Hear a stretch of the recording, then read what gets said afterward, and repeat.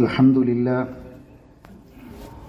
لله المجير الذي لا يجار عليه، القدير الذي لا ملجأ منه إلا لديه، الحسيب الذي لا يضيع عمل عامل لديه، الرقيب الذي ملكوت كل شيء بيديه.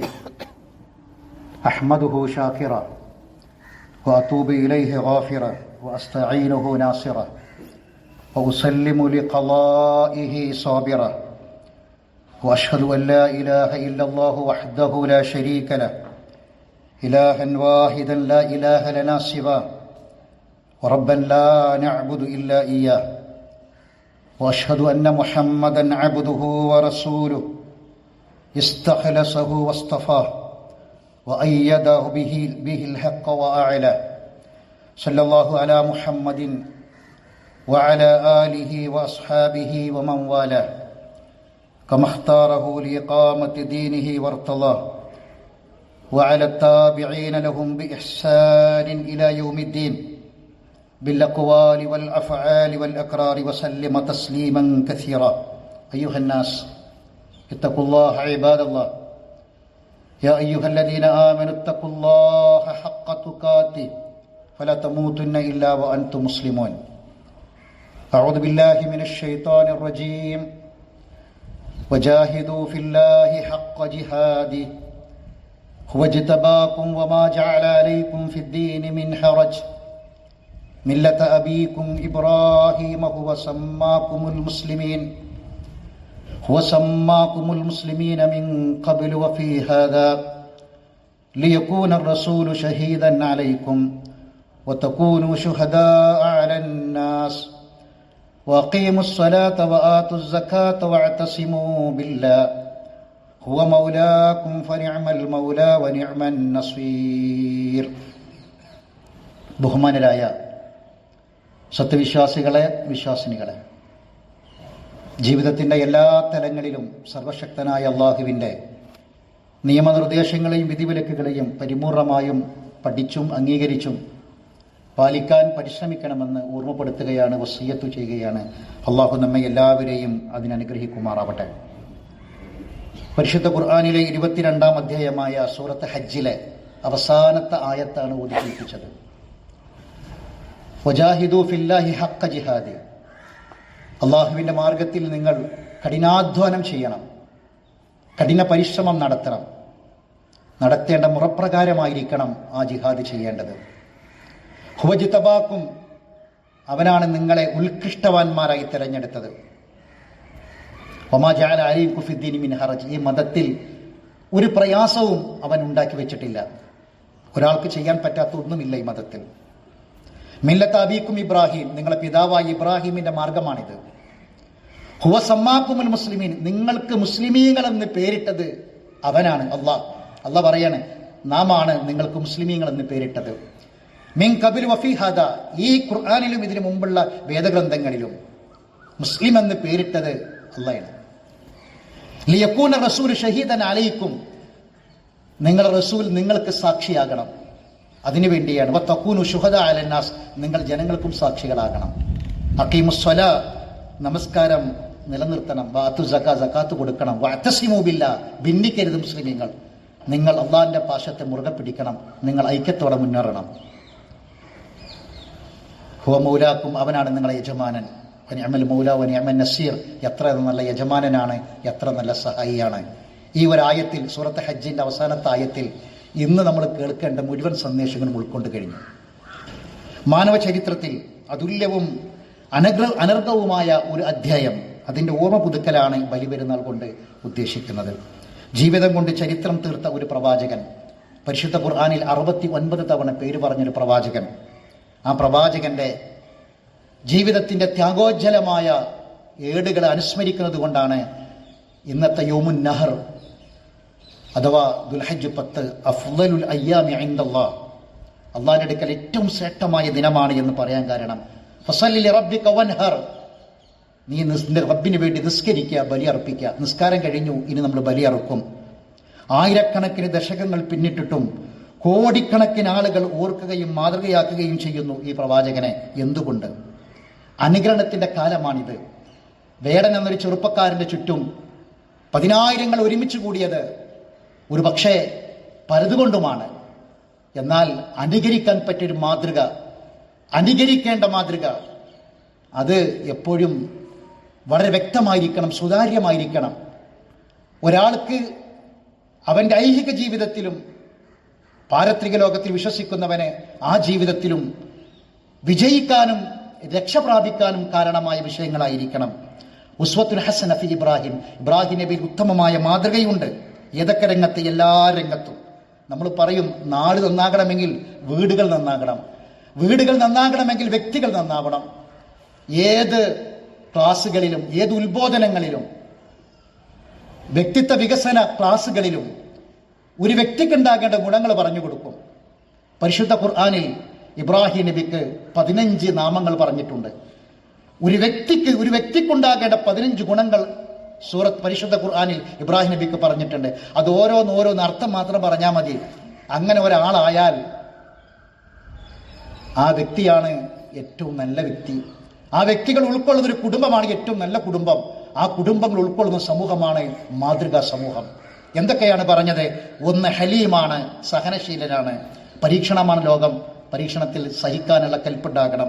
മുജ്തബാണ്, പ്രത്യേകം തിരഞ്ഞെടുക്കപ്പെട്ട പ്രവാചകൻ. മുഹ്സിനാണ്, സ്വന്തത്തിനും ബാക്കിയുള്ളവർക്കുമെല്ലാം നന്മ ചെയ്യുന്ന വ്യക്തി. മുഅ്മിനാണ്, തികഞ്ഞ വിശ്വാസമുള്ള വ്യക്തി. മുസ്ലിമാണ്, അള്ളാഹ്ക്ക് സമർപ്പിച്ച വ്യക്തിയാണ്. ഹനീഫാണ്, ഋജുമാനസ്കനാണ്, കളങ്കമില്ലാത്തവനാണ്, വക്രതയില്ലാത്തവനാണ്. ഖാനിത്തൻ ലില്ലാഹ്, അള്ളാഹുവിന് കീഴ്പ്പെട്ട് ഭക്തിയോടെ ജീവിച്ചവരാണ്. ഉമ്മത്താണ്, ഒരു വ്യക്തിയല്ല, ഒരു പ്രസ്ഥാനമാണ് ഇബ്രാഹിം നബി. മുനീബാണ്, അള്ളാഹുലേക്ക് അങ്ങേയറ്റം ഖേദിച്ചു മടങ്ങിയവനാണ്. ഔവാഹാണ്, അങ്ങേയറ്റം വിനയത്തോടെ അള്ളാഹുവിലേക്ക് പാശ്ചാത്തപിച്ച വ്യക്തിയാണ്. സ്വാലിഹാണ്, ഒരു നല്ല മനുഷ്യനാണ്. ഖലീലാണ്, കൂട്ടുകാരനാണ്. വഫാ, എന്തൊക്കെ ഉത്തരവാദിത്തം ഒരു വ്യക്തിക്ക് ഏൽപ്പിച്ചോ അത് പൂർത്തിയാക്കിയ വ്യക്തിയാണ്. സദീഖ്, സത്യസന്ധനാണ്. ഷാക്കിർ അലി അൻഉമി, കൊടുത്ത നിഅമത്തുകൾക്കൊക്കെ നന്ദി കാണിക്കുന്ന പ്രവാചകനായിരുന്നു. ഈ വ്യക്തിക്കുണ്ടാകേണ്ട ഗുണങ്ങൾ നമുക്കുണ്ടായാൽ നമ്മളോളം ഒരു നല്ല മനുഷ്യൻ ഭൂമിയിൽ വേറെ ഇല്ല. ഇതാണ് ഇന്നത്തെ സന്ദേശം. കുടുംബം, ഇബ്രാഹിം നബിയുടെ കുടുംബം. നമ്മളെല്ലാവരും ഒരു ദിവസം പലതവണ ആവർത്തിച്ച് പ്രാർത്ഥിക്കുന്നു. എന്താണ് പ്രാർത്ഥിക്കുന്നത്?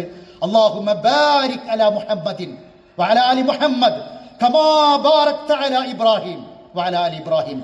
ഇബ്രാഹിമിനും കുടുംബത്തിനും ബർക്കത്ത് കൊടുത്ത പോലെ മുഹമ്മദ് നബിയുടെ കുടുംബത്തിനും ബർക്കത്ത് കൊടുക്ക്. ബർക്കത്ത് കിട്ടിയ ഒരു കുടുംബം, ലോകത്തെ ഏറ്റവും ബർക്കത്ത് കിട്ടിയ കുടുംബം ഇബ്രാഹിം നബിന്റെ കുടുംബം. പക്ഷെ നമ്മൾ അംഗീകരിക്കുക, നമ്മളെ മനസ്സിൽ ബർക്കത്ത് എന്താ? ഇബ്രാഹിമിന്റെ ജീവിതത്തിൽ ത്യാഗങ്ങൾ. വഇദ് ബതലാ ഇബ്രാഹിം റബ്ബഹു ബികലിമാത്തിൻ, എല്ലാം വിജയിച്ച് കാണിച്ചു കൊടുത്തു. എന്നിട്ട് അല്ലാഹ് പറയാണ് ആ കുടുംബമാണ് ബർക്കത്തുള്ള കുടുംബം. ആ കുടുംബത്തെ പോലെ മുഹമ്മദ് നബിയുടെ കുടുംബത്തിന് ബർക്കത്ത് കൊടുക്കുന്ന അള്ളാഹു ഇബ്രാഹിം നബിക്കും കുടുംബത്തിന് രക്ഷ നൽകിയതുപോലെ അല്ലാഹുമ്മ സ്വല്ലി അലാ മുഹമ്മദിൻ വഅലാ ആലി മുഹമ്മദ് കമാ സ്വല്ലൈത അലാ ഇബ്രാഹിം വഅലാ ആലി ഇബ്രാഹിം. ഇബ്രാഹിം നബിക്ക് കുടുംബത്തിന് കൊടുത്ത പോലെ. എന്താണ് സഹോദരങ്ങളെ ഇതിന്റെ കാരണം? നമുക്കറിയാം, ഇബ്രാഹിം നബി മക്കൾക്ക് കൊടുത്ത വസിയത്തുണ്ട്. നമ്മൾ മക്കൾക്ക് വസിയത്ത് കൊടുക്കാറുണ്ട്. ഇബ്രാഹിം നബി കൊടുത്ത വസിയത്ത് വവസ്സാ ബിഹാ ഇബ്രാഹിം ബനി വ യാഖൂബ് യാ ബനിയ. ഇബ്രാഹിം നബിയും യാക്കൂബ് നബിയും ഒക്കെ മക്കൾക്ക് കൊടുത്ത വസിയത്ത് ഇന്നല്ലാഹു അസ്തഫാ ലക്കുമുദ്ദീൻ, മക്കളെ മതം കൈവിടരുത്. മതത്തിനൊരു സംസ്കാരമുണ്ട്, ഈ ദീനിനൊരു വിലയുണ്ട്. അള്ളാഹു തിരഞ്ഞെടുത്ത് നൽകുന്ന മതമാണ്. ആ മതത്തെ നിങ്ങൾ കൈവിടരുത്. ഫലാ തമൂതുന്ന ഇല്ലാ വഅൻതും മുസ്ലിമൂൻ. നിങ്ങൾ ആരായിരുന്നാലും എവിടെയായിരുന്നാലും ഏത് പൊസിഷനിൽ നിങ്ങൾ എത്തിയാലും ഫലാ തമൂതുന്ന ഇല്ലാ വഅൻതും മുസ്ലിമൂൻ. എവിടെ വെച്ച് മരിക്കുകയാണെങ്കിൽ, ഈ വാപ്പാന്റെ മുന്നിൽ വെച്ച് മരിക്കുകയാണെങ്കിലും, വാപ്പയില്ലാത്ത നാട്ടിൽ വെച്ച് മരിക്കുകയാണെങ്കിലും, ഈ മയ്യത്തിന്റെ മുഖമൊന്ന് കാണാൻ ഭാഗ്യം ലഭിക്കാത്ത രൂപത്തിൽ മരിക്കുകയാണെങ്കിലും ഫലാ തമൂതുന്ന ഇല്ലാ വഅൻതും മുസ്ലിമൂൻ, മുസ്ലിമായിട്ടല്ലാതെ മരിക്കരുത്. ഇതാണ് ഇബ്രാഹിം എന്ന വാപ്പ മക്കൾക്ക് കൊടുത്ത വസിയത്ത്. മൈ ബോഡി മൈ റൈറ്റ്സ്, ഇന്നത്തെ സംസ്കാരം.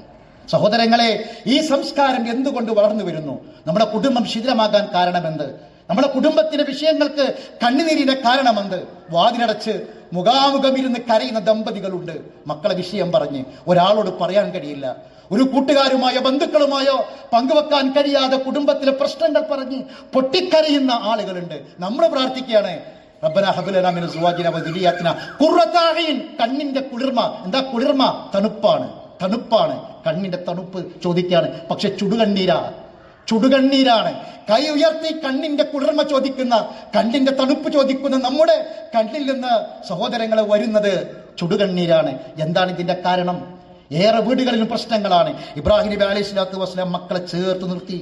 റബ്ബനാ വജഅൽനാ മുസ്ലിമൈനി ലക വമിൻ ദുരിയത്തിനാ ഉമ്മത്തൻ മുസ്ലിമത്തൻ ലക പ്രാർത്ഥിച്ചു. റബ്ബി ജഅൽനി മുഖീമസ്സലാ വമിൻ ദുരിയത്തി 5 നേരം കൃത്യമായി നിസ്കരിക്കുന്ന മക്കളാക്കി കൊണ്ട പടച്ചവനെ. വജഅൽനി മിൻ വറസതി ജന്നത്തിൻ നഈം. ഈ ലോകം വിട്ട്, ഈ കൊട്ടാരം, ഇവിടെയുള്ള സൗകര്യങ്ങൾ, ഇവിടെ ഭൗതിക ലോകത്ത് എന്തെല്ലാം ഉണ്ടോ അതെല്ലാം വിട്ടു പോകും. പക്ഷേ അനന്തരം കിട്ടേണ്ടത് എൻ്റെ വാപ്പാന്റെ അനന്തരം എനിക്ക് കിട്ടി. എൻ്റെ അനന്തരം വലുതുമുണ്ടെങ്കിൽ എൻ്റെ മക്കൾക്ക് കിട്ടും. പക്ഷേ മരിച്ചുപോയി എനിക്ക് എൻ്റെ സ്വത്ത് എൻ്റെ മക്കൾക്ക് വിട്ടുപോകുമ്പോൾ എനിക്ക് കിട്ടേണ്ട അനന്തരമുണ്ട്. അതെന്താണ്? വറസത്ത അനന്തരം സ്വർഗമാണ്. ആ സ്വർഗം ചോദിച്ച പ്രവാചകൻ അനന്തരമായി സ്വർഗം കൊണ്ട പടച്ചനെ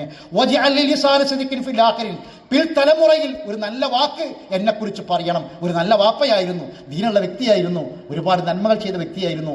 അങ്ങനെ നമ്മളെക്കുറിച്ച് പറയാൻ പിൽക്കാലക്കാരിൽ സൽകീർത്തി പ്രദാനം ചെയ്യണമേ എന്ന് പ്രാർത്ഥിച്ചു. ഒരു നല്ല കുടുംബമുണ്ടായി. അള്ളാഹുവിന്റെ മാർഗത്തിൽ അതാന്റെ കൽപ്പനകൾ അംഗീകരിക്കാൻ ദീന് പറഞ്ഞു കൊടുക്കുമ്പോൾ മുഖത്തടിക്കുന്ന മക്കളുണ്ടായില്ല. തന്റെ പൊസിഷനും സംസ്കാരവും താൻ ജീവിക്കുന്ന നാടും അവർ പറഞ്ഞില്ല.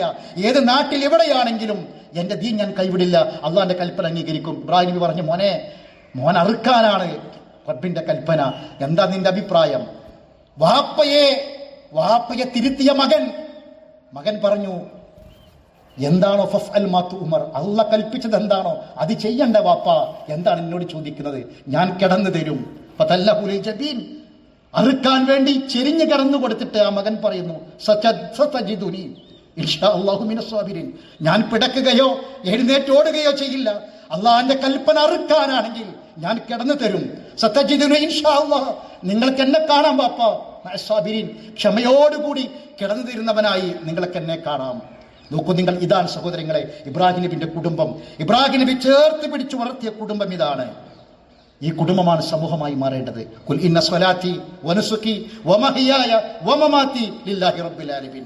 എന്റെ നമസ്കാരം, എന്റെ ബലികർമ്മം എല്ലാം റബ്ബിന് സമർപ്പിക്കുന്ന, അസ്ലംതു ലി റബ്ബിൽ ആലമീൻ, എല്ലാം സമർപ്പിച്ച് മുസ്ലിമായി ജീവിക്കുന്ന ആ മുസ്ലിം സമൂഹത്തിൽ ഇസ്ലാമിന് ഭീഷണിയല്ലാതെ, ഇസ്ലാമിന് ഒരിക്കലും തന്നെ ഒരു അപവാദമായിട്ട് പെരുമാറാതെ മാതൃകയായി ജീവിക്കുന്ന ഒരു വ്യക്തി. എന്താണ് സഹോദരങ്ങളെ, ഇസ്ലാമിനകത്തും പുറത്ത് ശത്രുക്കളുണ്ട്. കലിമ ചൊല്ലാൻ പറഞ്ഞ് കലിമ ചൊല്ലിയോ എന്ന് നോക്കി വെടിയുതിർത്തത് നാം ജീവിക്കുന്ന നമ്മുടെ നാട്ടിലാണ്.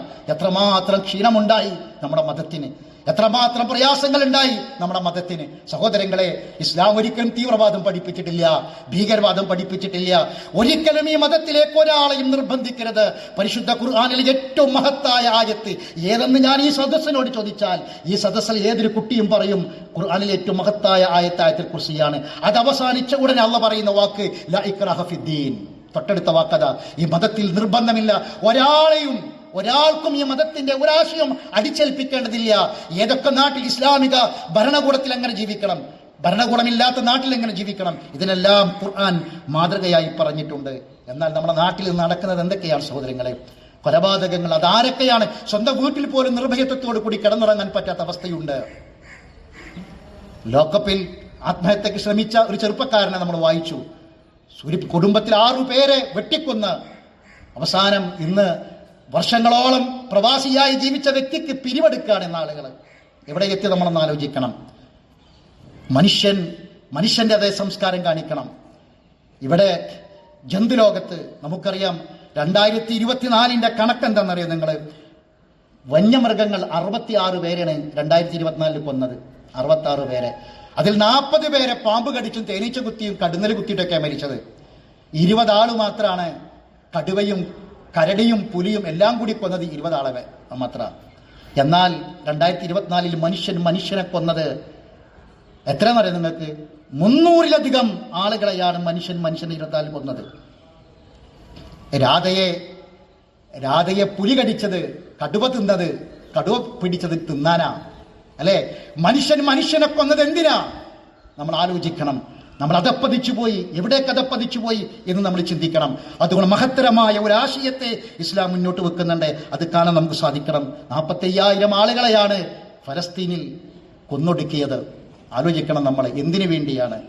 എവിടേക്കെത്തി സ്വാർത്ഥ താല്പര്യങ്ങളെ, സകല സ്വാർത്ഥ താല്പര്യങ്ങളെയും ഉടച്ചൊഴു കൊടുക്കുന്നതാണ് ഇന്ന് നമ്മൾ മുഴക്കിയ തക്ബീറിന്റെ വലിപ്പമെന്ന് നമ്മൾ ആലോചിക്കണം. ഹജ്ജും ഉംറയും ചെയ്തവർ, പലതവണ ചെയ്തവർ, ഖുതുബകൾ പലതവണ കേട്ടവർ, ഈദ്ഗാഹുകളിൽ പങ്കെടുത്തവർ, നമ്മൾ ചിന്തിക്കുക ഒരു വലിയ പ്രതിസന്ധി നമ്മളെ മുന്നിലുണ്ട്. അതുകൂടി പറഞ്ഞ് അവസാനിപ്പിക്കാം. എന്താണ് നമ്മളെ പ്രതിസന്ധി? ഒരുപാട് ഖുത്ബകൾ കേട്ടു, ഒരുപാട് പ്രസംഗങ്ങൾ കേട്ടു, ഒരുപാട് ബലി പെരുന്നാൾ ഈദ്ഗാഹുകളിൽ പങ്കെടുത്തു. എന്നിട്ടും നമ്മൾ സ്വന്തം ഒന്ന് നോക്കുക, നമ്മുടെ ഈമാനിന്റെ ദറജ ഒരല്പമെങ്കിലും ഉയർന്നോ? എവിടെയാണ് നമ്മൾ നിൽക്കുന്നത്? ഹജ്ജും അറഫയും മിനയും എല്ലാം മുസ്ദലിഫയും എല്ലാം നമുക്കൊരു മടക്കമല്ലേ സമ്മാനിച്ചത്? സൗദി രാജാവിന്റെ ഗസ്റ്റുകളായി ലോകത്തിന്റെ പല ഭാഗത്ത് നിന്ന് രാജാക്കന്മാരടക്കമുള്ളവർ വന്നു. ചില രാജാക്കന്മാർ അറിയപ്പെടുന്നത് പോലും അവരുടെ ഡ്രസ്സിന്റെ പേരിലാണ്. പക്ഷേ അവിടെ മീഖാത്തിൽ വെച്ച് ഇഹ്റാമിൽ പ്രവേശിച്ച് ലബ്ബൈക് അല്ലാഹുമ്മ ലബ്ബൈക്, അള്ളാഹിന്റെ വിളിക്കുത്തരം നൽകി അവിടേക്ക് എത്തിയവർക്കെല്ലാവർക്കും ഒരേ വേഷം. തിരിച്ചറിയില്ല രാജാവാര്, പ്രജയാര്. വലിയ സന്നാഹങ്ങളുള്ള, വലിയ സുരക്ഷാ ഭടന്മാരുള്ള വലിയ വലിയ ആളുകൾ അവിടെ എത്തി. പക്ഷെ എല്ലാവരും ഒരേ വസ്ത്രത്തിൽ. അവർ മുസ്ദലിഫയിൽ കിടന്നു, മണ്ണിൽ വിരിച്ചു കിടന്നു, ഖബറിനെ ഓർപ്പിക്കുന്ന മിനയിലെ ടെന്റുകളിൽ കിടന്നു. അറഫയിൽ അവർ നിന്നു, മഹ്ശറ ഓർമ്മിക്കുന്ന അറഫ. ആളുകൾ കൂട്ടം കൂട്ടമായി മഹ്ശറയിലേക്ക് വരുന്നതിനെ കുറിച്ച് അല്ലാഹ് പറയുന്നുണ്ട്. ആ അറഫയിൽ അവർ സമ്മേളിച്ചു. നമ്മൾ ആലോചിക്കണം, എവിടെയും ഒരു മടക്കത്തെ കുറിച്ചാണ് സഹോദരങ്ങളെ. നമ്മുടെ മുന്നിലുള്ള തടസ്സം എന്താണ്? സ്വർഗം കിട്ടാൻ തടസ്സം എന്താണ് സഹോദരങ്ങളെ? ഇത്രയും കാലം നമ്മൾ ജീവിച്ചു എന്നുള്ളതാണ്. നമ്മളെ ഉമ്മ നമ്മളെ പ്രസവിച്ച അന്ന് നമ്മൾ മരിച്ചിരുന്നെങ്കിൽ നമുക്ക് സ്വർഗമാണ്, അല്ലെ? ഇപ്പൊ നമ്മൾ ഇവിടെ ഇരുന്ന് ഇങ്ങനെ ചോദിക്കുകയാണ് റബ്ബിനോട്, സ്വർഗം കിട്ടോ എനിക്ക്? നമ്മൾ ചിന്തിക്കുകയാണ് സ്വർഗത്തിന് മുകളിൽ തടസ്സം എന്താ? നമ്മൾ ഇത്രയും കാലം ജീവിച്ചതാണ്. ഈ ചിന്തയാണ് ഹജ്ജ്. ഈ ചിന്തയാണ് ഹജ്ജ്. പൊറുക്കപ്പെടണം. ഇനിയും അവസരമുണ്ട്. ഉമ്മ പ്രസവിച്ച ദിവസത്തെ പോലെ നിനക്ക് മടങ്ങാൻ കഴിയും. സഹോദരങ്ങളെ, മടക്കമാണ്. ഫൈദാ ഖളൈതും മനാസികക്കും ഫദ്കുറുല്ലാഹ്. ഈ മനസ്സൊക്കെ, ഈ മനാസികകളിലൊക്കെ ഹജ്ജ് കഴിഞ്ഞ് തിരിച്ചു വന്നാലും നമ്മുടെ നാട്ടിൽ വലിയ പ്രശ്നമുണ്ട്, പ്രതിസന്ധി സബാത്തില്ലാത്തതാ.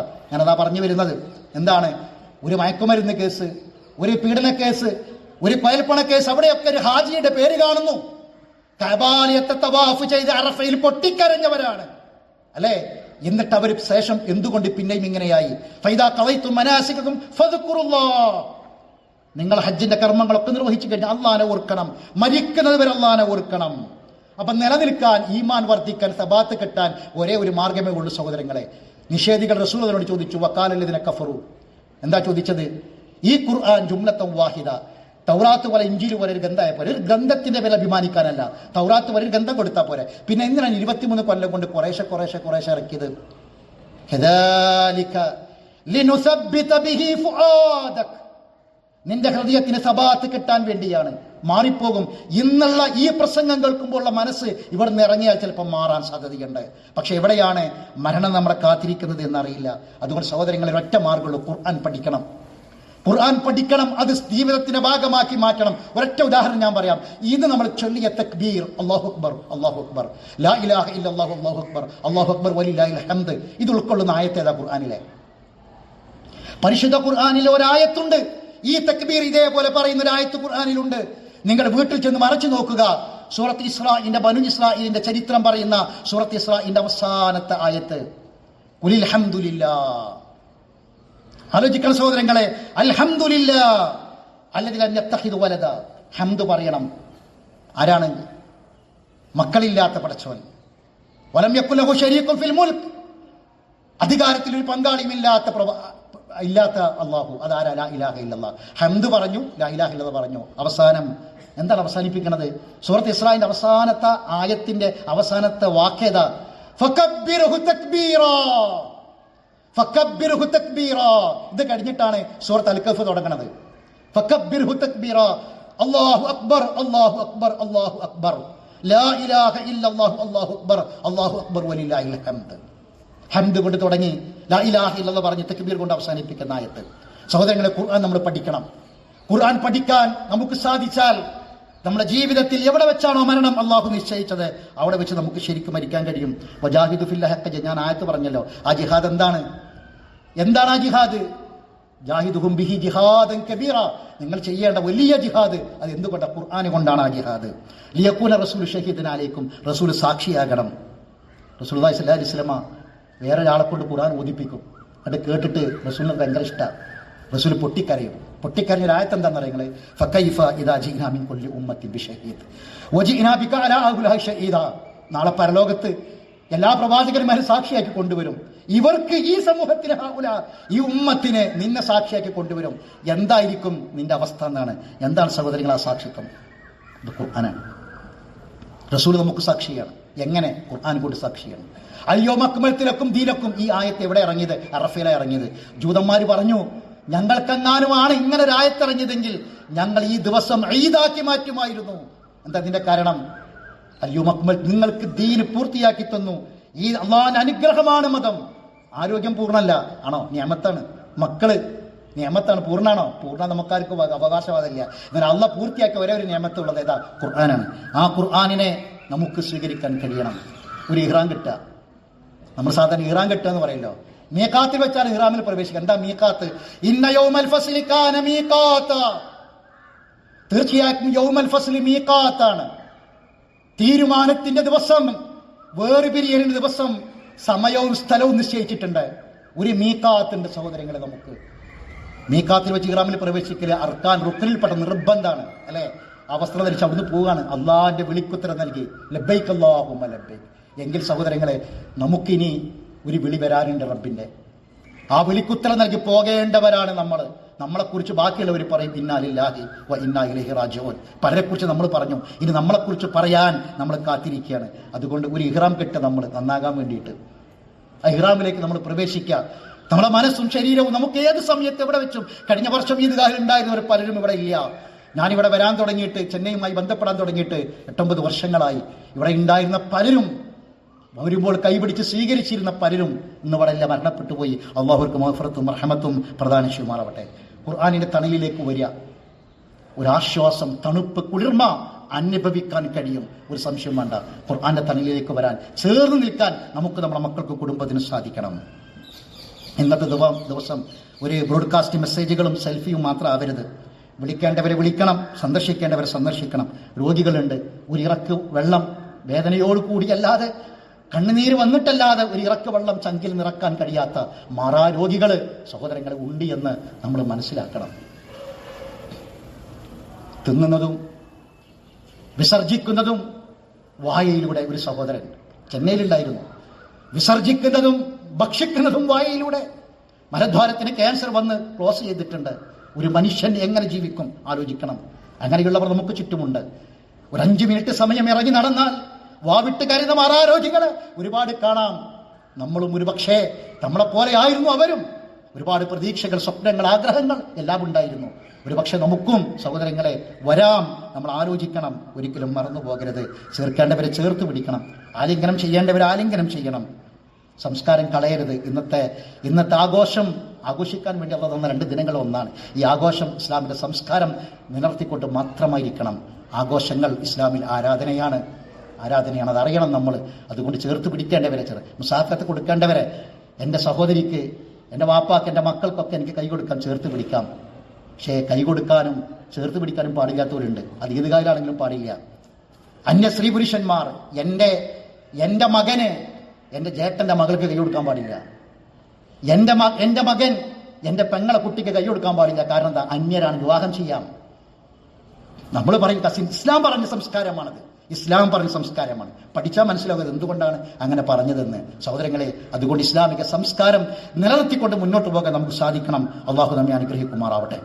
അറിവില്ലായ്മ കൊണ്ട് വന്നുപോയ തെറ്റുകുറ്റങ്ങളെല്ലാം അള്ളാഹു നമുക്ക് വിട്ടുപുറത്ത് മാഫാക്കി തരട്ടെ. മരണപ്പെട്ടുപോയവർക്ക് അള്ളാഹു മഗ്ഫിറത്തും റഹ്മത്തും പ്രദാനം ചെയ്യുമാറാവട്ടെ. ലോകത്തിന്റെ വിവിധ ഭാഗങ്ങളിൽ പ്രയാസം അനുഭവിക്കുന്ന മുസ്ലിമീങ്ങളുണ്ട്. അള്ളാഹു അവർക്ക് ശാന്തിയും സമാധാനവും പ്രദാനം ചെയ്യുമാറാവട്ടെ. നമ്മളെ മക്കൾ അള്ളാഹു സ്വാലിയായ മക്കളാക്കി തീർക്കട്ടെ. നമ്മളെ കുടുംബത്തിൽ അള്ളാഹു മനസ്സമാധാനം പ്രദാനം ചെയ്യട്ടെ. അള്ളാഹു സുബ്ഹാനഹു വ തആല എവിടെ വെച്ചാണ് മരണമെങ്കിലും ലാ ഇലാഹ ഇല്ലല്ലാഹ് എന്ന കലിമ ചൊല്ലി മരിക്കാൻ അള്ളാഹു നമ്മെ സഹായിക്കുമാറാവട്ടെ. നാളെ ജന്നാത്തുൽ ഫിർദൗസിൽ സന്തോഷത്തോടു കൂടി അള്ളാഹു നമ്മെ ഒരുമിച്ച് കൂട്ടുമാറാവട്ടെ. അള്ളാഹു സുബ്ഹാനഹു വ തആല നമ്മൾ ഒരുമിച്ച് കൂടിയതിനെ നമ്മിൽ നിന്ന് കബൂൽ ചെയ്യുമാറാവട്ടെ. അല്ലാഹുമ്മ ഗ്ഫിർ ലിൽ മുഅ്മിനീന വൽ മുഅ്മിനാത്ത് വൽ മുസ്ലിമീന വൽ മുസ്ലിമാത്ത് വഅഹ്യാഹും മിൻഹും വൽ അംവാത്ത് ഇന്നക മുജീബു ദഅവതി യാ ഖാദിൽ ഹജാത്ത്. അല്ലാഹുമ്മ അജ്രിനാ മിനൻ നാർ اللهم اعتق رقابنا من النار ورقاب آبائنا وأمهاتنا وأزواجنا وإخواننا المسلمين أجمعين يا رب العالمين. اللهم اعز الإسلام والمسلمين وأذل الشرك والمشركين ودمر أعداءك وأعداء الدين. اللهم إنا نعوذ بك من جهد البلاء ودرك الشقاء وسوء القضاء وشماتة الأعداء. اللهم إنا نعوذ بك من زوال نعمتك وتحول عافيتك وفجاءة نقمتك وجميع سخطك يا رب العالمين. اللهم هدنا فيمن هديت وعافنا فيمن عافيت وتولنا فيمن توليت وبارك لنا فيما أعطيت وقنا شر ما قضيت فإنك تقضي ولا يقضى عليك. اللهم إنا نسألك العفو والعافية في الدنيا والآخرة. اللهم يا فارج الهم ويا كاشف الغم فرج همومنا ويسر أمورنا وارزقنا من حيث لا يحتسب. اللهم اجتماعنا هذا اجتماعا مرحوما واجعل تفرقنا به تفرقا مرحوما ولا تجعل في قلوبنا إلا للذين آمنوا ربنا إنك رؤوف رحيم. اللهم أعنا على سكرات الموت. اللهم أعنا على سكرات الموت. اللهم أعنا على سكرات الموت. اللهم اجعل القبور المسلمين روضة من رياض الجنة ولا تجعلها حفرة من حفر النيران. اللهم ارزقنا جوار نبيك المصطفى صلى الله عليه وسلم عن النبيين والصديقين والشهداء والصالحين وحسن أولئك رفيقا. اللهم قد حضرنا في ميدان العيد. اللهم قد حضرنا في ميدان العيد ولا تجولا ربنا لا تؤاخذنا إن نسينا أو أخطأنا ربنا ولا تحمل علينا إصرا كما حملته على الذين من قبلنا ربنا ولا تحملنا ما لا طاقة لنا به واعف عنا واغفر لنا وارحمنا أنت مولانا فانصرنا على القوم الكافرين. اللهم انصر إخواننا في فلسطين. اللهم انصر إخواننا في فلسطين. اللهم انصر إخواننا في فلسطين. اللهم واعد المسجد الأقصى إلى بلاد المسلمين. اللهم واعد المسجد الأقصى. اللهم احفظ المسجد الأقصى. اللهم احفظ المسجد الأقصى من برازل المعتدين اليهوديين. اللهم انصر إخواننا في كشمير. اللهم انصر إخواننا في كشمير. اللهم انصر إخواننا في كشمير. ربنا تقبل منا دعاءنا إنك أنت السميع العليم وتب علينا إنك أنت التواب الرحيم. وآخر دعوانا أن الحمد لله رب العالمين وسلم تسليما كثيرا.